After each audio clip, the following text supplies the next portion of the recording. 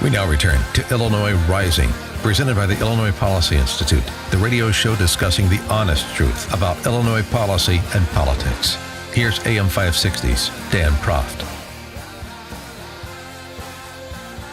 Dan Proft back with Ted Dabrowski, Vice President of Policy at the Illinois Policy Institute. And Ted, these surveys of Illinois voters are so kind of contradictory. They're difficult to distill. We talked last week about how 47% of Illinoisans in a new Paul Simon Institute poll down there at SIU said they'd like to leave the state, taxes being the main reason why. And yet the same Paul Simon Institute finds a majority of the Illinois electorate doesn't see the budget impasse as impacting their lives. So I'm having a difficult time reconciling those numbers, probably because I think Illinoisans have a difficult time connecting the dots. Thus, we have the culture that we have.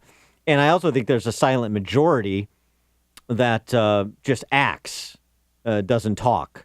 And that silent majority of Illinoisans are now Tennesseans and Hoosiers and Wisconsinites and living in other states, is my point. So I think that's part of it as well. But Tax Foundation released its State Business Tax Climate Index for 2017. They do this every year. And finds Illinois' overall rank for business climate 23rd, looking at all the different tax components. The number that stands out in terms of our tax standing relative to the rest of the nation, fourth highest property taxes in the nation. I guess this comes as no surprise. It's no surprise, but I think as people are starting to wake up to these property taxes, for a long time, and I think you're right, people don't know how to connect the dots between all the issues we talk about on this show and their property tax bill, but they're starting to figure it out because anyway, everywhere you look, there's a tax increase, there's an increased cost for government, and it's showing up in the property tax bill. All right, for more on this, we're now pleased to be joined by Jared Walczak. He is a Tax Foundation policy analyst, one of the authors of the report I referenced. Jared, thanks so much for joining us. Appreciate it. Thanks for having me on the program. So when you look at Illinois, and you look at Illinois in the context of our competitors in the Great Lakes and in the nation, what are the things that stand out in terms of trying to turn this data into something that's actionable, even for just kind of baseline understanding for Illinois families?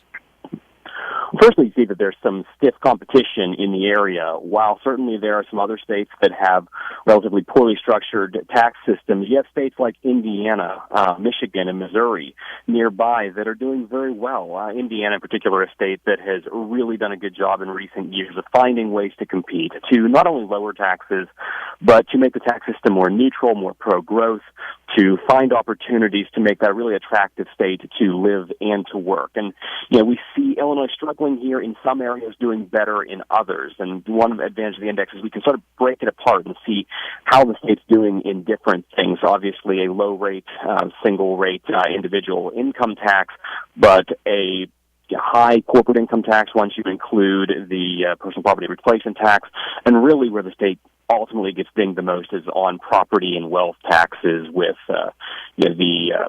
some of the higher property taxes on real property in the nation, particularly in Cook County, a capital stock tax and estate tax, just a lot of taxes on top of taxes there, and we can start to break that down. There's a lot of people on the other side, Jared, who try to just ignore this tax issue, and we push the fact that it's pushing companies out, it's pushing people out. What's your assessment about how that property tax impacts Illinoisans, and also what impact does it have on companies and people who might be thinking about moving to Illinois? There are only 16 states left that have a capital stock tax. Each year, a couple more states repeal that tax. It's a really antiquated tax. That is a tax that is imposed essentially on the entire value of a business. It has nothing to do with whether the business is profitable, whether it's in the black or in the red in a given year. It doesn't care about its margins. It's just the entire value of that company. And that can be really difficult for a business that may be struggling or that may have relatively long business cycles.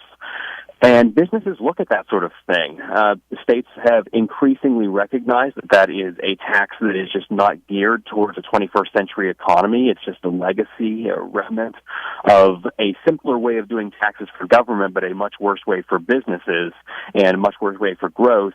Once most states had them, last year 18 had them, we're down to 16. Several more states are in the process of phasing them out.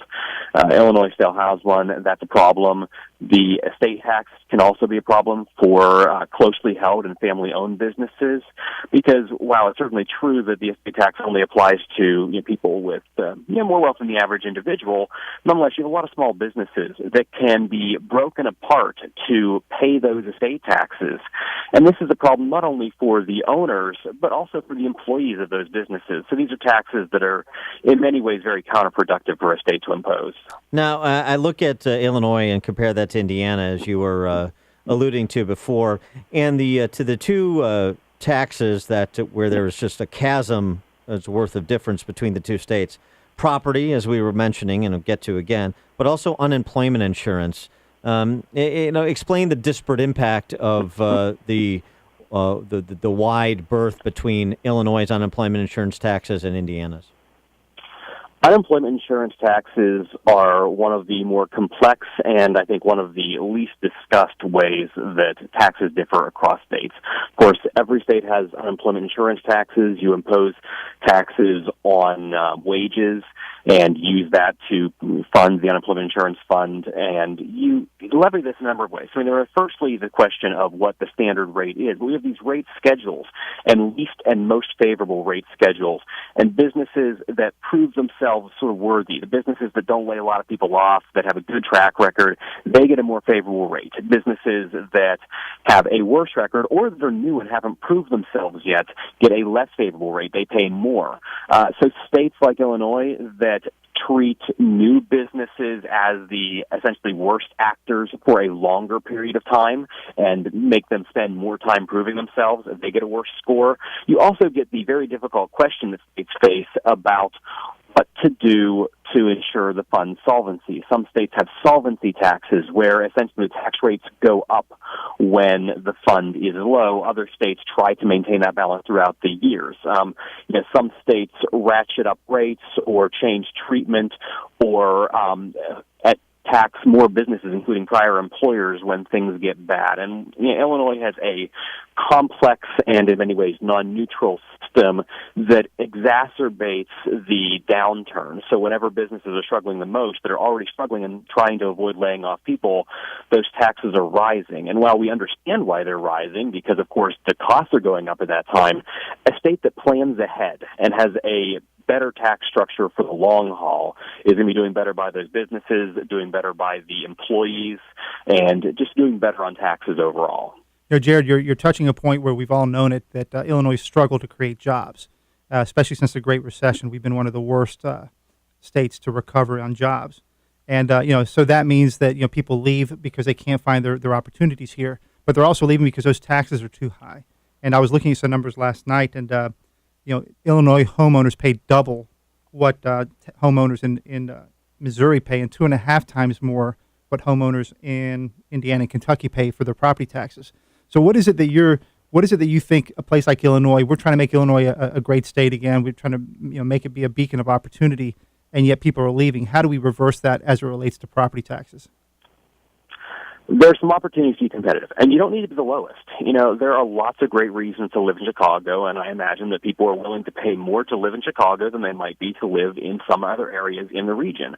But you have to be competitive, and right now you do have some of the highest levies in the country. It's, I think, 7th highest as a percentage of personal income, but even higher when you try to look at effective rates.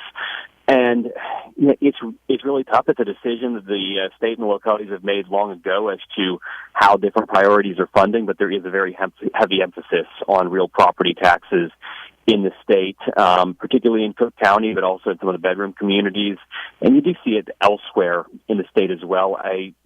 There isn't an easy solution to this. I don't think that it even necessarily starts there. This is sort of the tax that everyone sees. When you get that property tax bill, that is enormous.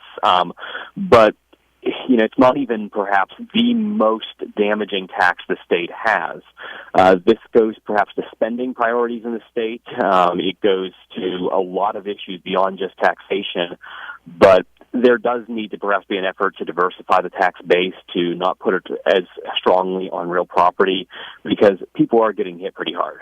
All right. He is Jared Walczak. He is a Tax Foundation policy analyst.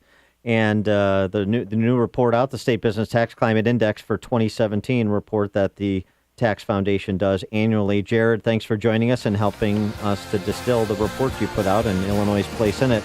Appreciate your time. Thank you again.